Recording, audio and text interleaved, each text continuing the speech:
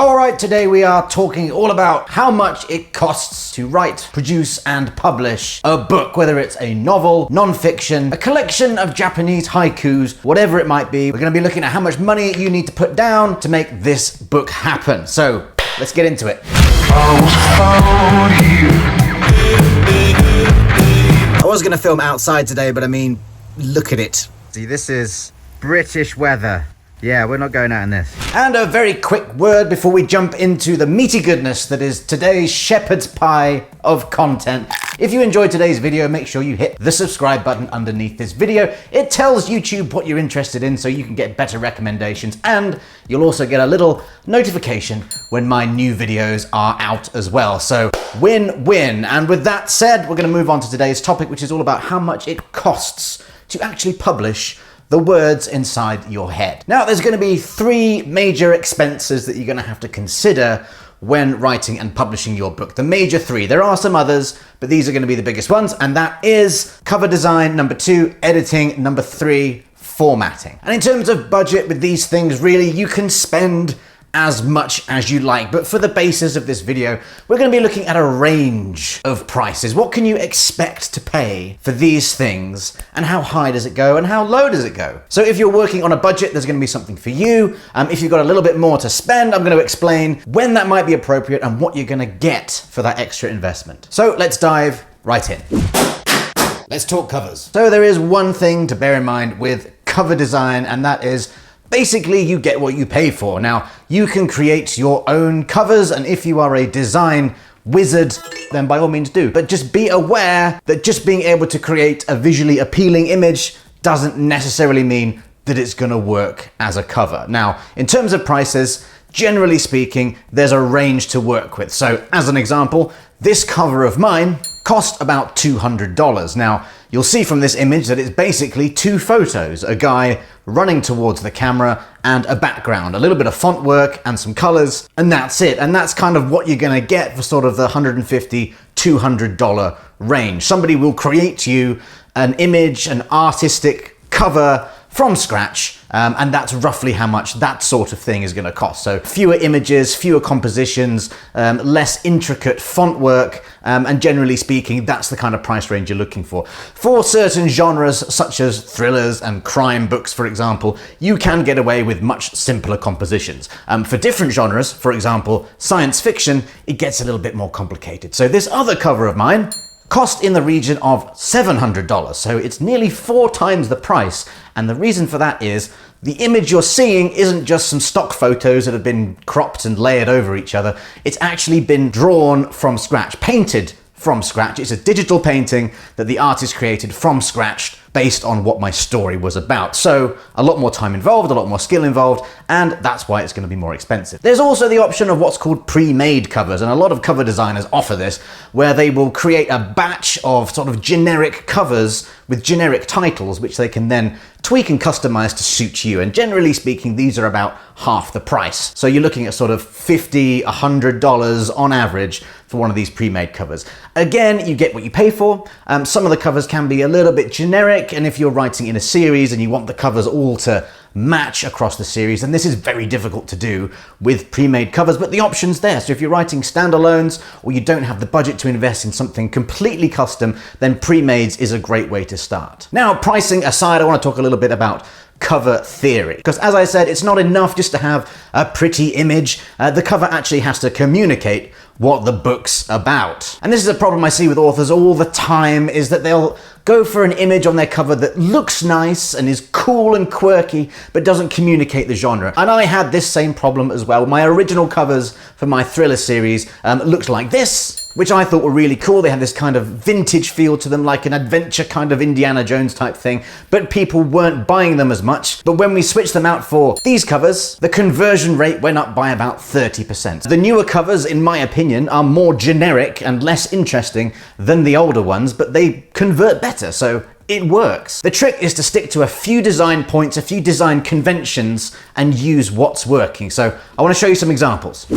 Right, example number 1, Lee Child, Nothing to Lose. This is a great example of a thriller cover. So thrillers, crime stories, anything sort of action, intrigue, suspense, focus tends to follow these conventions. You've got the single dude walking away from the camera. Sometimes he's walking towards the camera. And you've got the background and you've got sort of ominous colors. Main thing though that you will see in this book and a lot of the others I'm going to show you is the design layout. And you'll see everything in this image and most effective covers is drawing your eye towards the center of the cover. So we've got the guy is bang center in the middle. He's walking towards the horizon. You've got the mountains coming in here, leading to a V. You've got the plane drawing your eye in this way. You've got the titles in the middle and your eye is sort of pulled into the center of the frame. And this is a common design language that our brain kind of interprets as a compelling image. Take some other examples here. We've got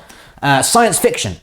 This is Martha Wells, drawing you into the middle. Everything in this image is drawing you into the middle. Even the shape of this spacecraft here is pulling your eyes towards that center figure. Other genres as well, we've got adventure books, Clive Cussler, Russell Blake, Eye of Heaven. Again, everything is drawing you in to the center. So we've got the main action is happening in the lower third, the lower half. We've got the points of interest at the title. Everything is dragging your eyes towards this light here, the action, the lightning. It's all pulling you in. Terry Pratchett, Stephen Baxter, The Long Earth. This is a little bit more complicated, but you'll see the same thing is happening here as well. You've got these leading lines here with the earths dragging you in. You've got the birds converging. You've got these paths here and here, all pulling you towards the center of the image. Crime, British crime, Peter May, Coffin Road. Again, The Hill, drawing you into the middle, to the lighthouse. Non-fiction tends to be less elaborate. You tend to go for a slightly more simplistic design, but we go for higher contrast. High contrast is what it's all about. Here we go, Tim Ferriss, Tribe of Mentors. Very simple image. This might even be something that you could do yourself, but you're paying a designer because they understand the grammar of cover design. Again, everything down the middle, drawing you in. Everything's pulling you in, looks fantastic, high contrast, big bold fonts, looking cool. And that doesn't have any photos or paintings on whatsoever. And as a quick aside, I don't have any romance books on my shelf, but think about famous romance books, generally speaking, contemporary romance, usually a couple sort of looking into each other's eyes, and where the gaze meets, that's the center of the image.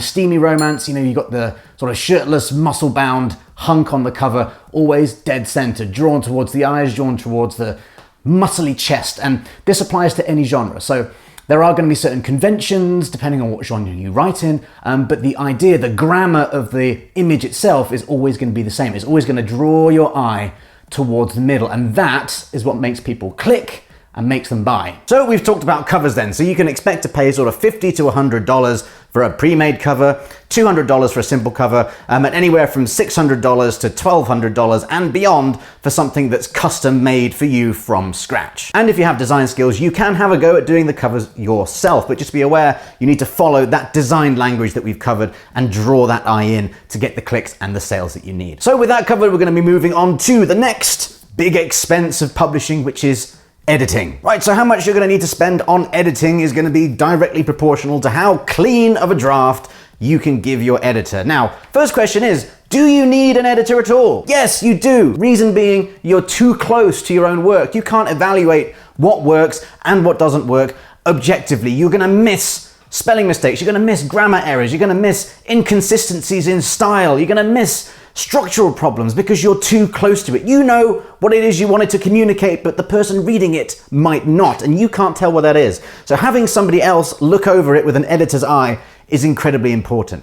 That being said, you don't necessarily have to pay a fortune for this. You don't necessarily have to pay anything. In fact, my first few novels, they were edited by a friend who was also an author and an editor, and we swapped manuscripts and we combed through them, and we looked for structural problems and spelling mistakes and grammar, and that worked really well. Now, I ended up having to hire a proofreader, but that's a little bit different. So we'll talk about the different types of editing, and we'll look at what you need to have in place before you publish. So the first kind of edit is the structural edit. So this is where the editor will look at your story, the component parts that make up your narrative or non-fiction. They'll look at how the book is laid out and the path that it follows from start to finish, and they'll identify any issues with it. Now, we've talked in previous videos about the 7-step story structure that leads a protagonist through a narrative and introduces conflict and stakes and opposition. And this is the kind of thing that a structural editor will look at. So they're not necessarily looking at spelling mistakes and grammar and style, although they may pick up on some of that as well. The main thing they're looking at is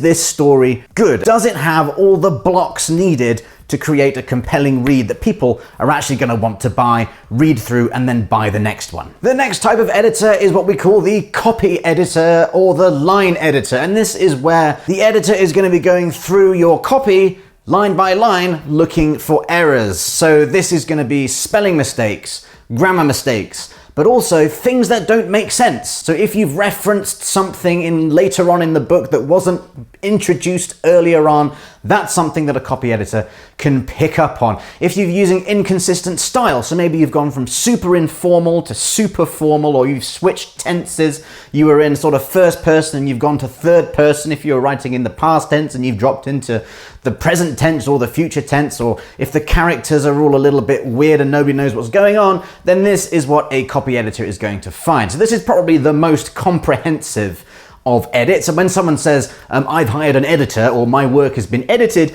this is generally what they mean. So the copy editor is going to pick up on all these little errors, inconsistencies, and style problems, and really polish up your manuscript. And they're going to find any, major issues with the way the words are actually strung together so that you can fix that and make your story better. And the final kind of edit is what we call the proof edit or the proofread. And this is where you will hire a proofreader to go through everything that you've done so far. So at this point, when you're getting a proofreader, you've kind of already done the structural thing. So if you've not hired somebody to look at it structurally, then you've followed some kind of process or structure that you know works, and then you've had it copy edited. So all of the inconsistencies, style issues, spelling, grammar, they've all been picked up on. The proofreader is like the last layer. And some people will even hire several proofreaders to go through things just in case one of them misses something. But this is where it's going to be like little typos, or you've used the wrong piece of punctuation. Generally speaking, if you can get to the proofreading stage and the proofreader comes back with maybe only 5 to 10 errors that they've spotted, then you've done pretty well. If you hand a proofreader your first draft, they're going to find tons of mistakes, but they're not going to be looking at the style issues or the inconsistencies, or does the story make sense in the way that the copy editor or the developmental editor is. So the proofreader can't do all of that more complex stuff, but they can find any spelling, grammar issues. So of course, the cleaner the manuscript, when you get it over to the proofreader, the less time it's going to take for them to go through. Generally speaking, the cheaper it's going to be. So beta readers or beta readers, depending on your accent, these are guys who aren't professional editors or professional proofreaders, but they're generally fans of yours. So if you're building an email list, and again, check the links in the description for other videos where we talk about building a list, you can grow a launch team and a beta reading team from your list of fans. And these are people that you can send your pre-release copies to, your advanced reader copies or ARCs, and you can send them out for a couple of reasons. One of the reasons would be to get reviews when the book actually launches, but another great reason to do it is to get feedback from real readers. So a good professional editor or proofreader is going to be worth their weight in gold, but they're not necessarily going to be your fans. They don't necessarily love the kind of stuff that you put out, whereas your readers list, they're on your readers list because they love you. And if you can build a beta team or a beta team, I forget which, out of that list of fans, then you're going to be getting some feedback that's incredibly valuable from people who like your books and books like yours. And they'll pick up on stuff that professional editors might not see. Good example being that in the thriller space, a lot of authors use beta readers, and they'll pick up on stuff like if you've got a Glock featuring in the scene and it's got the safety on, they'll point out that Glocks don't have safeties. Or do they? I can't remember. There's a type of gun that doesn't have a safety. They'll point that out to you. They'll point out issues with shooting weapons, fighting styles. If you've written a book in a city that you've never visited, you may get residents of that city offering you some tips to make your book better. And this is where beta readers can be incredibly helpful. They won't necessarily pick up on the style and inconsistencies in grammar, but they'll pick up on some of the small little errors that you might have missed and that your editor might have missed. And it's a great way of getting feedback from your fan base. And of course, you don't have to pay them anything because you're giving them the book and they're enjoying it. So it can be absolutely fantastic. So we've got the cover sorted. We've got the book edited. It's looking clean. It's looking fantastic. It's looking ready to go. Final thing, formatting. This is the boring part, but it's incredibly important that you get it right, because if your book looks bad, then people aren't going to read it. If there's spacing all over the place, italics where there shouldn't be italics, if all the headings look weird, then people aren't going to read it. It's just not going to be pleasant for them. And this is where formatting comes in. Now, you can pay a professional formatter to get your book looking fantastic. You'll probably pay about $100 for ebook, maybe $150, $200 if you're including paperback and hardcover as well, and they'll do an absolutely fantastic job. Or you can do it yourself for free using a tool like Calibre. But I do warn you, if you buy Calibre and use it, you'll want to force your head through your desk very, very quickly.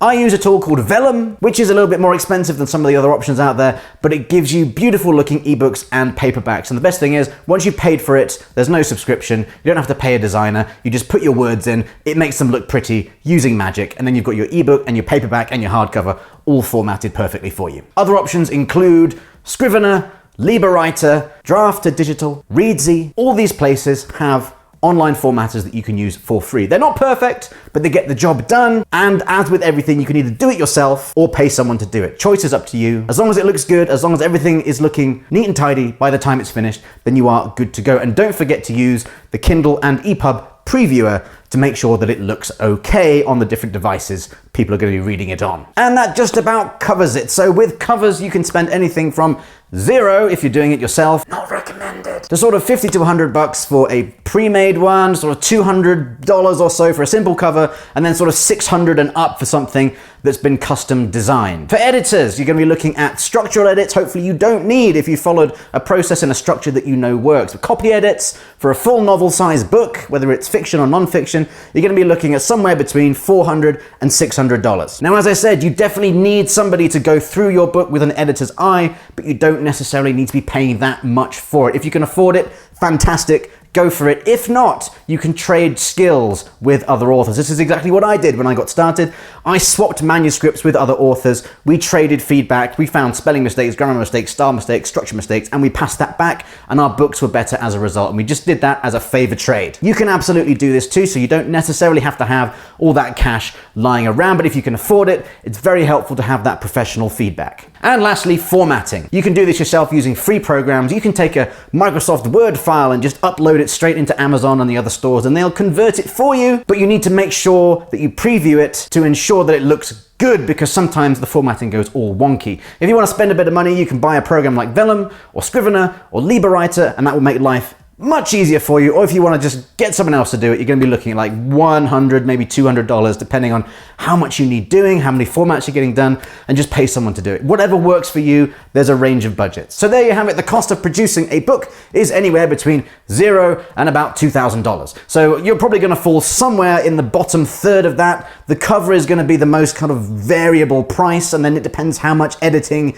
you can afford and that you need. So there is a variety there. But if you're sort of aiming for something that has a relatively simple cover, you don't need too much help with the edits, then you're going to be looking at sort of around maybe $500 or $600 to get your book packaged up for prime time. And you can do it a lot cheaper if you trade favors and you know the right people. So that's definitely an option for you as well. And you can get a lot more expensive if you've got complicated science fiction or fantasy covers that require original art. The sky is the limit as to how much you can actually spend, but this is the range that we're working with. So if you've got questions, if you've got comments, drop them underneath this video. If you enjoyed today's video, click the subscribe button. I'll make sure more heads your way. And if you're interested in learning about all of this book writing, selling, marketing stuff, then check out my course opening, which is starting next week. I put a link in the description. It's going to show you everything you're going to get in this very special writer's bundle that I've put together. That's got a ton of extra stuff that you're going to find incredibly useful, going from all the way from no idea for a book through to published, making sales, and building an audience. We've had 5,000 plus students from all around the world go through the course, many of whom have gone on to become professional full-time authors. So check out what's waiting for you underneath the video. Comment, like, and subscribe, and I'll see you all again very, very soon. So I know I'm going to get messages from people saying, oh, well, this cover doesn't look like the one that you showed me and stuff like that. And yes, sometimes they don't. But I mean, look at this one. This is like literary sci-fi, if there is such a thing. But look at it again. You know, you've got this sort of canyon leading towards the middle. You've got the stars and the planets providing symmetry. Look at this. Sun, moon, planets drawing you towards the middle.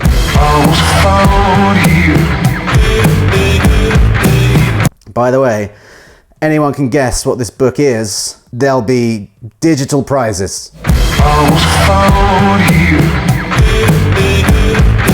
Same with food books as well. I mean, look at this. This is the thrilling tale of autumn and winter veg.